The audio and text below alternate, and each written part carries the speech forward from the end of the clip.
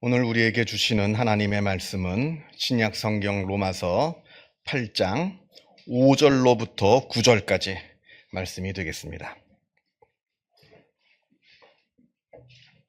제가 가지고 있는 성경으로 신약 성경 249면에 있습니다.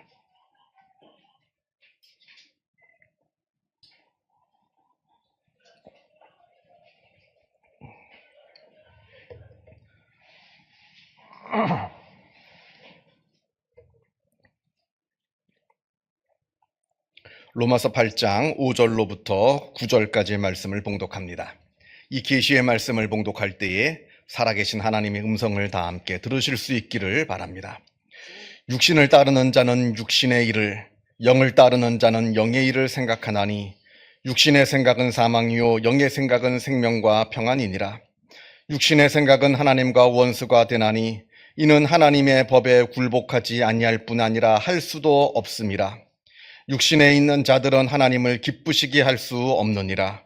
만일 너희 속에 하나님의 영이 거하시면 너희가 육신에 있지 아니하고 영에 있나니 누구든지 그리스도의 영이 없으면 그리스도의 사람이 아니라.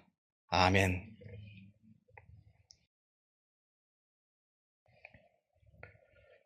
오늘은 성령 강림 주일입니다. 예수님께서 부활하시고 승천하실 때 너희는 약속하신 성령께서 임하실 때까지 이곳 예루살렘 성에 머물면서 기도하라 하신 그 명령을 따라서 120명의 문도들이 예루살렘 마가의 다락방에 함께 모여 매일같이 기도하던 중에 오순절 아침 드디어 약속하신 성령을 받게 됩니다. 성령을 받게 된 성도들이 제일 먼저 한 일은 방언을 말하는 일이었습니다. 그런데 여기서 말하는 방언은 우리가 보통 알고 있는 방언과는 조금 다릅니다. 우리가 일반적으로 생각하는 방언이란 무슨 말을 하는지 모릅니다. 이 중에서도 방언 기도를 하시는 분이 계시는지 모르겠습니다만 방언 기도는 방언 기도를 하고 있는 그 당사자도 대충 내가 무슨 기도를 하는지는 압니다만 도대체 이 말이 무슨 말인지는 자기도 모릅니다. 정확하게 이게 무슨 뜻인지는 자기도 모른다는 거예요. 그런데 사도행전 2장에 나오는 이 방언은 쉽게 말하자면 외국어입니다. 외국어로 말을 하는 거예요. 성령 받은 성도들이 기도를 하는데 한 번도 배우지 못한 외국말로 막 기도를 하는 겁니다. 쉽게 말하면 이런 거죠. 우리가 함께 모여서 막 기도하는데 여기에 성령께서 임하시니까 어떤 사람은 영어로, 어떤 사람은 일본말로, 어떤 사람은 중국말로, 어떤 사람은 독일말로, 또 어떤 사람은 프랑스말로, 스페인말로 다 서로 한 번도 배워보지 못한 다른 나라의 말로 하나님을 찬양하고 부활하신 그리스도를 찬양하는 그런 기도와 찬양을 하는 겁니다. 자, 이때 이 모습을 여러 많은 사람들이 보게 됩니다. 이때가 오순절이거든요. 명절입니다. 이스라엘 사람들은 명절이 되게 되면 전국에 있는 사람들뿐만 아니라 외국에 나가 살고 있는 모든 이스라엘 사람들이 다 예루살렘에 모여서 하나님께 제사를 드리고 하나님께 기도를 합니다. 그럼 많은 사람들이 지금 예루살렘에 모여 있어요. 그런데 자기들이 외국에 살고 있는 사람들이 좀 예루살렘에 왔는데 자기가 살고 있는 그 나라 말소리가 들리는 겁니다. 자기가 살고 있는 그 나라 말소리로 하나님을 찬양하고 예수님의 부활에 대한 찬양하는 소리를 듣게 되는 거예요. 신기하죠? 아주 신기합니다. 보아하니 많이 배운 사람 같지도 않은데 외국말을 내가 살고 있는 그 나라 말을 너무나 유창하게 하는 거예요. 그러니까 신기합니다. 그러니까 어떤 사람들이 저 사람들이 지금 술에 취해 있다는 거예요. 술에 취해가지고 지금 술주정을 한다고 막 조롱을 합니다. 그걸 이제 베드로가 듣고 베드로가 나서서 저들에게 긴 설교를 합니다. 지금 우리는 술에 취한 게 아니라 성령을 받은 것이라 하면서 그 조롱하고 비난하고 있는 그 사람들에게 예수님의 십자가의 죽음과 부활을 전합니다. 그리고 이 모든 것들이 다 구약 성경에 다 이미 예언되어 있는 것이라 하면서 구약 성경을 아주 지혜롭게 풀이해 줍니다. 그러자 그 설교를 들은 그 많은 사람들 중에 무려 3,000명이나 되는 사람들이 베드로의 딱 하나의 설교, 그 단 한 번의 설교를 듣고 무려 3,000명이나 되는 사람들이 회개를 하고 세례를 받는 놀라운 일이 벌어지게 됩니다. 놀라운 일이죠. 단 한 번의 설교로 3,000명이 회개했습니다. 저는 가끔 복음서에 나오는 예수님의 제자들과 사도행전에 나오는 사도들이 동일 인물이라고 하는 것에 문득 놀랄 때가 많습니다. 복음서에 나오는 제자들, 어리석고 아둔하고 무능하고 탐욕스럽고 비겁하고 또 서로 다투기를 좋아하는 그런 사람들입니다. 우리가 복음서를 보게 되면 여러 많은 일들이 있습니다만, 예를 들어서 예수님께서 뭘 가르쳐 주셔도 깨닫질 못해요. 이게 무슨 말인지 엉뚱한 소리를 합니다.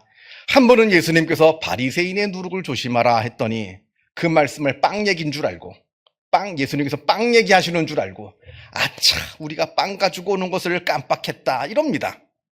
지금 예수님이 빵 얘기하시는 거 아니잖아요. 답답합니다. 예수님께서 이제 예루살렘에 내가 올라가게 되면 그 예루살렘에서 내가 십자가에 달려 죽게 될 것이다 라고 하는 아주 진지한 심각한 말씀을 하시는 중인데, 그 말씀을 듣는 중에도 이 제자들은 예수님의 면전 앞에서 누가 예루살렘에 올라가면 더 높은 자리 차지할 것이냐, 그걸로 싸우는 거예요. 예수님은 예루살렘에 올라가시면 내가 죽노라 말씀하시는데, 제자들은 그 말씀을 듣는 와중에서도 예수님 바로 앞에서 누가 더 높은 자리를 차지할 것이냐 서로 싸우고 있다는 거예요. 심지어는 예수님이 잡히시기 전날 밤 최후의 만찬, 이제 날이 새면 예수님은 십자가에 달려 돌아가시게 됩니다. 그 엄중하고 심각한 상황인데도 최후의 만찬을 하고 있는 그 도중에도 누가 더 높은 자리 차지할 것이냐 싸우고 있는 게 바로 복음서에서 나오는 제자들의 모습입니다. 예수님이 얼마나 답답하셨을까요?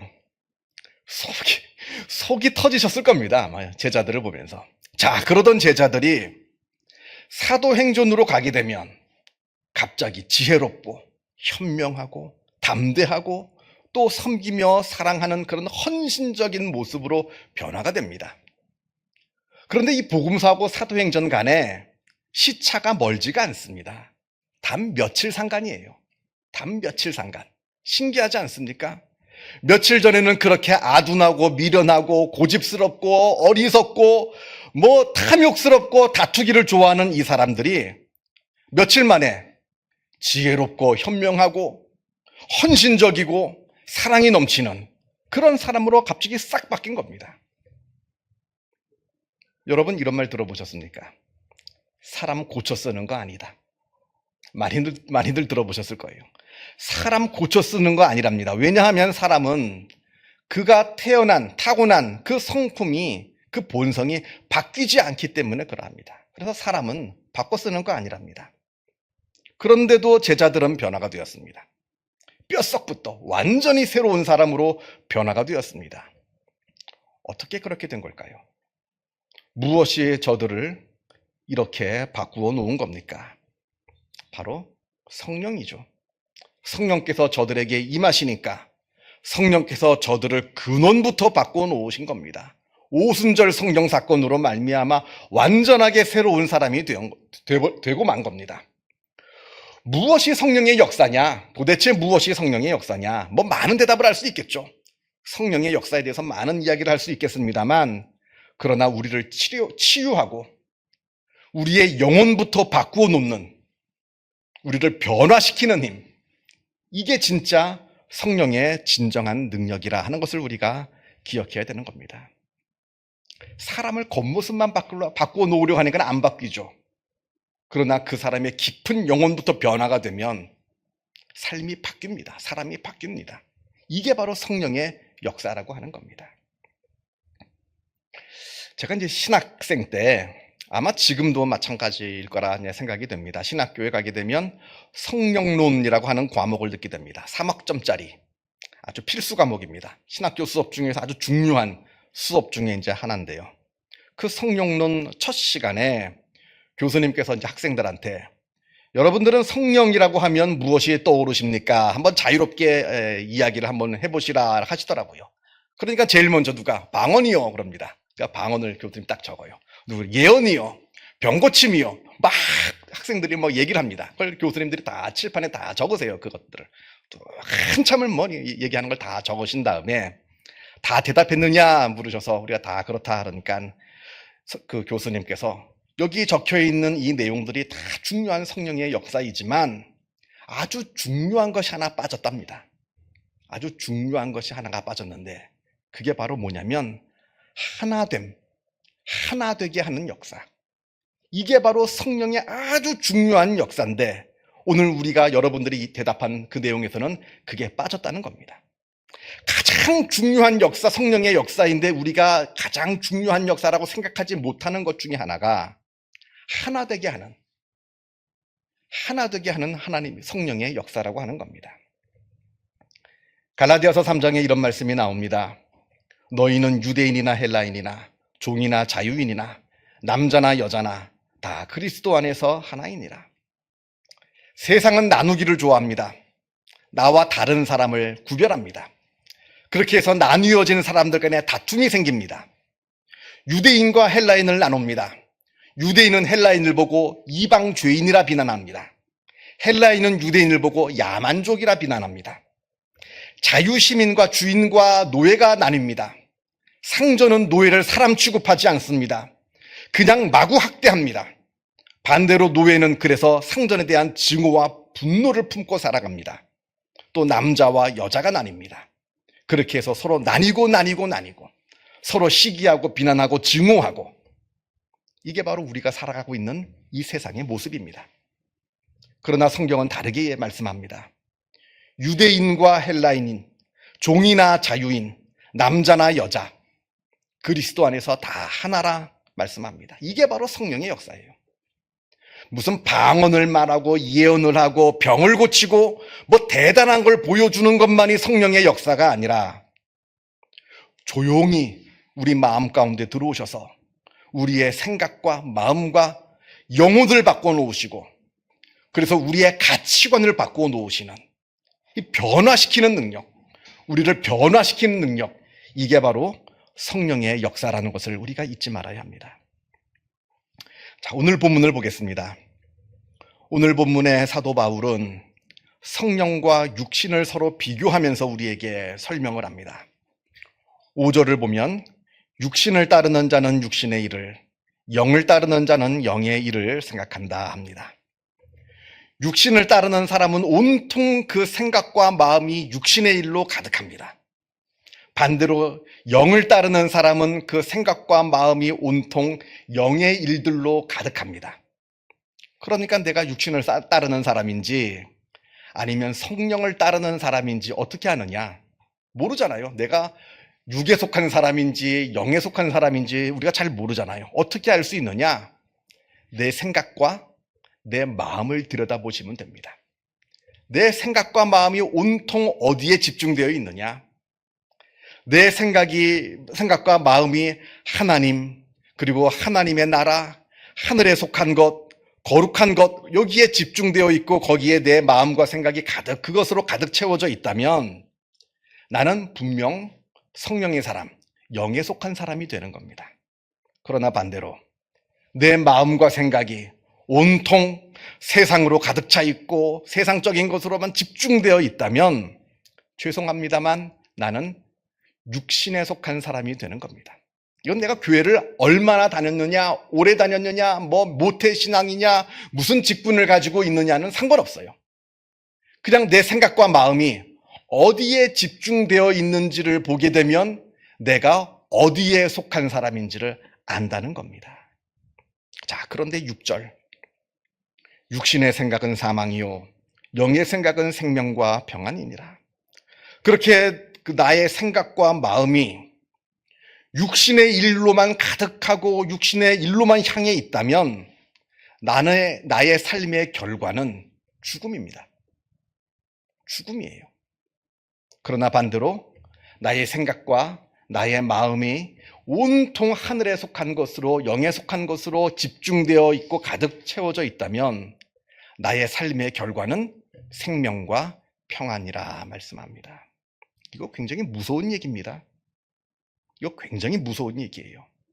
우리가 가볍게 들을 이야기가 아닙니다.